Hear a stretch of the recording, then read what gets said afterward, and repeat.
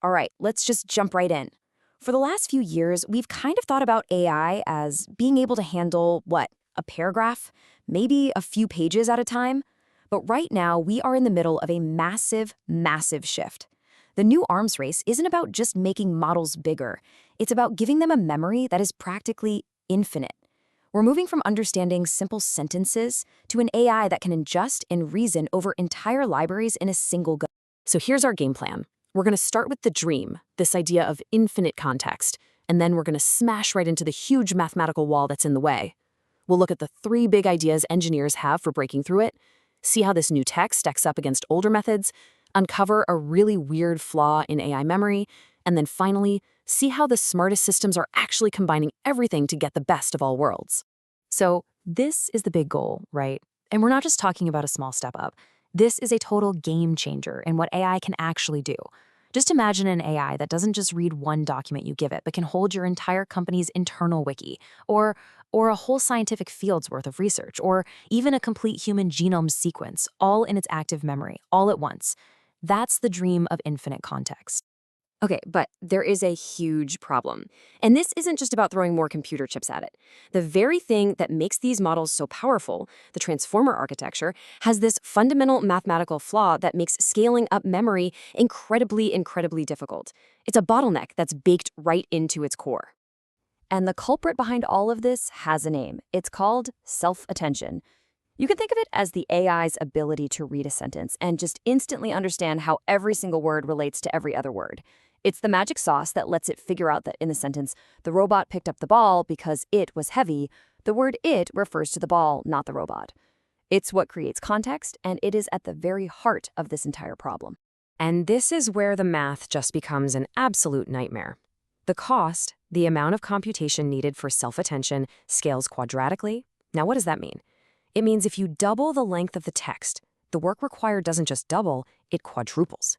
If you make the text 10 times longer, the work explodes by 100 times. You can see how this gets completely out of hand fast. And to really hammer this home, let's put it in real-world terms. To handle a 100 million token context window, we're talking about 75,000 pages of text for just a single user. A typical large model would need over 600 of NVIDIA's best H100 GPUs. That is millions of dollars in hardware for one person to ask one question. It's not possible, economically or physically. So faced with this massive wall, the brightest folks in AI are basically in a mad dash down 3 different paths to try and solve this thing. And it's a really fascinating competition between different engineering ideas. So you've basically got 3 main schools of thought here. First, there's the brute force approach. Just spread the problem out across a huge, coordinated network of computers. The second is all about being clever and efficient. Make the model smarter by teaching it to just focus on what's important. And the third path, well, it tries to find a happy medium, a hybrid of both. Let's start with that brute force approach. It's called ring attention, and it's honestly brilliant in its simplicity. You can think of it like a data bucket brigade. The information is split up across a ring of computers. Each one crunches the numbers on its little piece and then passes its results to its neighbor, all while getting the next piece of work. The real trick is that the number crunching and the passing happen at the same time, which basically hides the delay and lets you scale up the memory just by adding more computers to the ring. Now, the second path, sparse attention, is all about working smarter, not harder. Instead of calculating every single possible connection like ring attention does, which is perfect but super expensive, it intelligently approximates. It makes a strategic trade-off. It basically learns to ignore the irrelevant fluff in a text to focus only on what matters. You might lose a tiny, tiny bit of precision, but you get a massive boost in speed and a huge drop in cost. And then you've got the wild card. There are companies like magic.dev that are claiming to have built something totally new that just bypasses this whole quadratic problem. They're saying their new model is 1,000 times cheaper to run than the best models out there today, and that it can handle 100 million token context on just a tiny piece of a single GPU. It's a bold claim for sure. All of this incredible progress leads us to a really big debate happening in the AI world. Is it better to give the AI this giant memory so it can read everything at once? That's long context. Or is it better to use a more traditional system called retrieval-augmented generation, or RAG? RAG acts more like a perfect librarian, finding just the most relevant sentences for the AI to look at. So which one is it? What does the actual data say? Is one of these approaches the clear winner? Well, lucky for us, some new benchmarks have finally given us an answer. And, well, it's a lot more complicated than you might think. Yeah, turns out there is no silver bullet.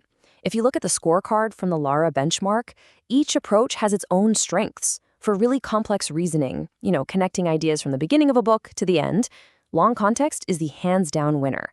But for just pure accuracy and a messy document with a lot of noise, RAG is actually better. It filters out the distractions, and it's way less likely to just make stuff up, which makes it a much safer bet. But honestly, the most important point might just be this one. The economics are completely different. A single question using a 10 million token context can cost you several dollars. A RAG query, which only needs to process a few thousand tokens, that costs a tiny fraction of a penny. We're talking about a potential 10,000 times price difference. That alone makes the choice pretty clear for most day-to-day stuff. All right, so let's get into something really strange, a frankly bizarre flaw that researchers found in these giant memory models. It turns out that even if an AI can hold an entire book in its head, it's really, really good at remembering the beginning and the end, but it gets weirdly forgetful about everything in the middle. And this chart shows it perfectly. This is the lost in the middle problem. The model's accuracy forms this very clear U-shape. It remembers the first things it saw, and it remembers the last things it saw, but in that huge, swampy middle section, its performance can just totally tank. So how do you fix this? Well, the solution is actually pretty clever, and it's all about the data. It's called I2 training. What you do is you create thousands of training examples where you take a specific fact, the needle, and you randomly stick it somewhere inside a long, boring document of irrelevant text, the haystack. Then you train the model on this over and over, and it forces it to unlearn its bias. It learns that the answer could be absolutely anywhere, which flattens out that U-curve. So where does all this leave us? We know that long context is super powerful but super expensive, and RAG is cheap but not as good for complex thinking. The future then isn't really about choosing one or the other. It's about building a smarter system that knows how to combine them. And this is what the industry is really starting to rally around, a self-routing model. Before the AI even tries to answer your question, a small, fast model looks at it first. If you ask a simple question like, what's the capital of France? Boom, it sends it to the fast, cheap RAG system. But if you ask for a deep analysis, like, compare the philosophical themes in Chapter 1 and Chapter 20 of this novel, okay, now it brings out the big guns, the powerful, expensive, long context model. It's really the best of both worlds. So here's the bottom line, the big takeaway from all this. We are getting very, very close to solving the AI memory problem. The engineering hurdles are falling one by one. The real challenge is no longer about how much a model can read. It's about how effectively it can reason about what it just read. And that right there, that is the next great frontier. We're on the verge of giving AI a library card to literally all of human knowledge. The challenge is no longer about reading. It's about thinking. So the real question, the one that's going to define the next era of AI, is this. How do we teach an AI that can read everything to truly understand it?